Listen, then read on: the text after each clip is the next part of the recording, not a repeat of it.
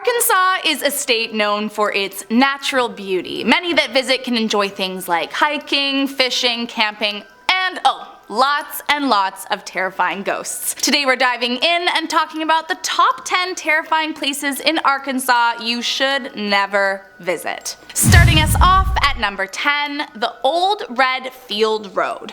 Said to be extremely active with spirits, keep your eyes peeled if you ever find yourself driving down this road. Those that try find that their flashlights and radios suddenly stop working, and some even say their cars begin acting up as soon as they start to approach. One driver in fact said that the hood of their car flew open on sight, and when they went to go and check it out, there was no explanation for why it would have done that. Visitors claim that countless ghosts roam the road, walking up and down, likely coming from the nearby cemetery, and that they feel a sense of deep, unsettling anxiety until they turn off the Old Red Field Road. So maybe if you do visit, just find an alternate route. Next up at number 9, Cotter Bridge. Located in a small town of less than 900 people, during the day the bridge is a world-renowned hotspot for trout fishing, visited by residents and tourists alike. But things take a turn after the sun goes down, and locals say that this bridge is haunted by some truly terrifying spirits. Residents say that at night you can hear the cries of an infant coming from the bridge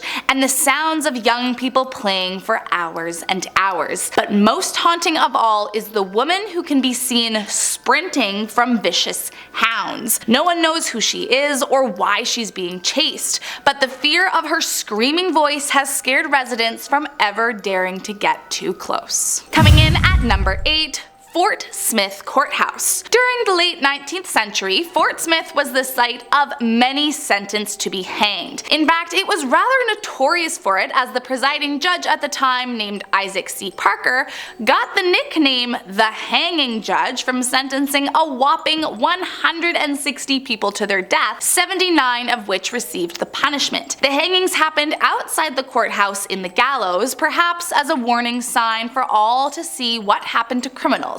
And it's believed the condemned men of the jail still roam the grounds seeking revenge on Isaac Parker. Many today say they've had frightening experiences while at the courthouse, especially in the gallows. Visitors claim to have heard gavels banging, seen ropes swinging when there was no wind, and one groundskeeper even claims to have spoken with the ghost of Isaac Parker himself. Next up at number 7, the Clayton House.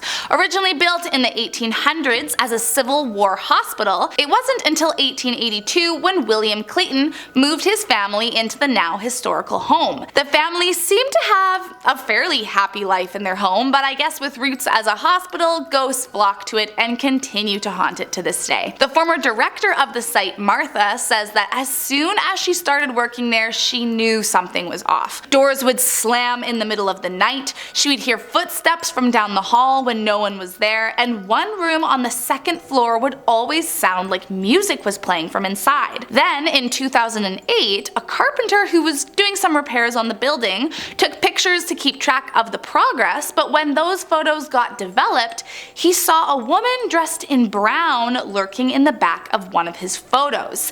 And he wasn't the only one to claim to have seen her lurking in the corners. After a while, Clayton's house had kind of a reputation, and so paranormal investigators started visiting. And using EVPs, they got recordings of a man shouting obscenities at someone named Anna, which piqued their interest as one of Clayton's daughters was named Anne. But maybe most terrifying was one woman who says that she was standing by herself in the hotel when her hair was tugged hard. She turned around to see who had snuck up on her, assuming it was a prank, but no one was around and she was all alone. Next up at number 6, the Toltec Mounds. A hiking trail might not be the first place you'd expect to be terrifyingly haunted, but it makes much more sense once you know that it leads through the remains of an ancient civilization. More officially referred to as the Plum Bayou Mounds, there were once home to a large group of people beginning around 600 AD. But what no one has been able to figure out since is their sudden and mysterious disappearance in 1050 AD. It's thought that the mounds were used for a variety of different purposes, but we know for sure that at least one was a burial ground, and as you can imagine, that is where most of the ghost sightings have occurred. Visitors who pass through the trail say they've seen strange apparitions of what looked like ancient people,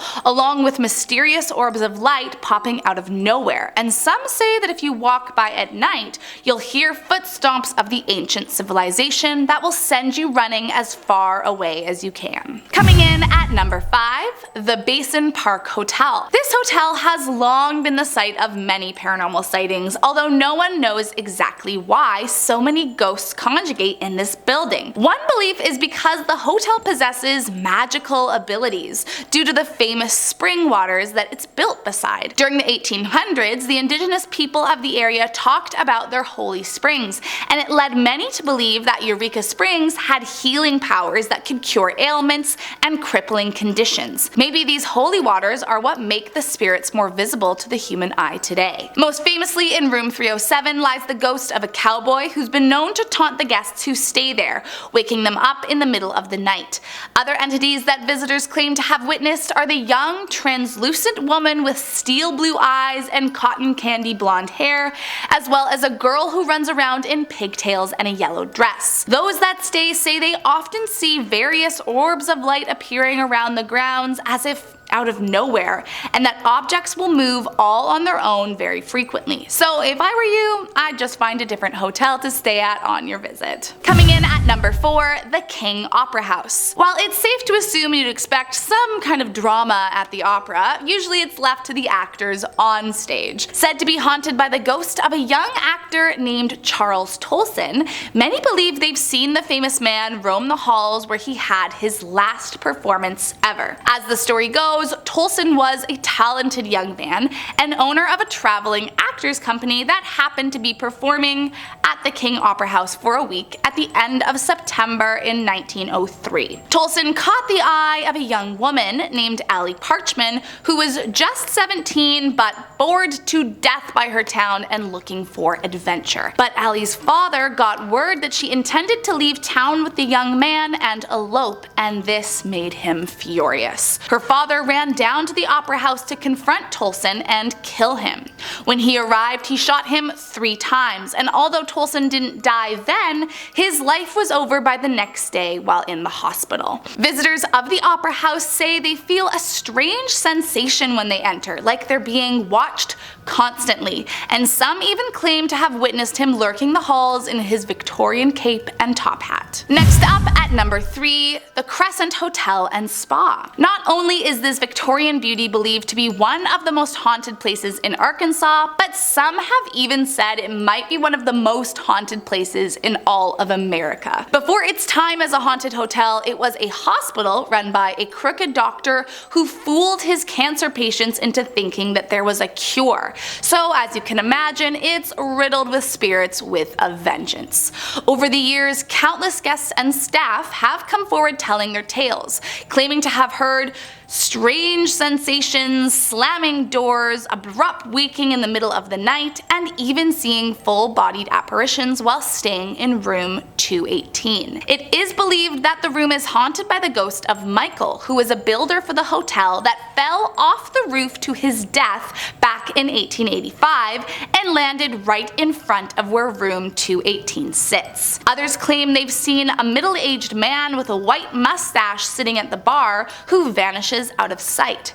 And in 1987, a guest said they saw a nurse pushing a gurney down the hallway in the middle of the night. But maybe most terrifying of all is room 202, where allegedly someone managed to photograph a ghost and prove its existence. Coming in at number 2, the Peel Mansion. Back in 1875, this mansion was built by a man named Samuel Peel. He was a US congressman and he lived in the home with his daughter Minnie. Both Peel and Minnie are said to haunt the house today, roaming the halls dressed in white, and often Minnie will play the piano if no one is in the room. But despite being the people the mansion is named after, they might not be the creepiest ghosts to haunt its halls. After the Peel family sold the mansion, a couple named Mr. and Mrs. English moved in with their family. One of their daughters, Marjorie, however, became very ill, and after discovering that she'd suffered from a burst appendix, a surgeon informed the family that she was not going to make it. After 10 days, Marjorie died and they covered her body in a sheet. But creepily, only a few hours after being pronounced dead, someone saw the sheet move. Marjorie was alive and went on to live for many more healthy years. But this troubled some of the staff on the farm, who believed that her spirit hadn't gotten back into her body and was somehow trapped under that sheet that others had seen moving. Years went by and Marjorie went back to her childhood home, only to find that the room where people thought she had died was closed off. When she asked why, she was told it was haunted by a little girl. But the question was, is it Minnie or somehow the lost spirit from Marjorie's almost death? And last up in our number 1 spot, Highway 365. The legend began back in 1973 when a man picked up a girl on a bridge in the night. She was covered in bruises and cuts and looked very scared. She told the man that she had been in a car accident and asked if he could drive her home. The man complied, and when they got to the house she said was hers,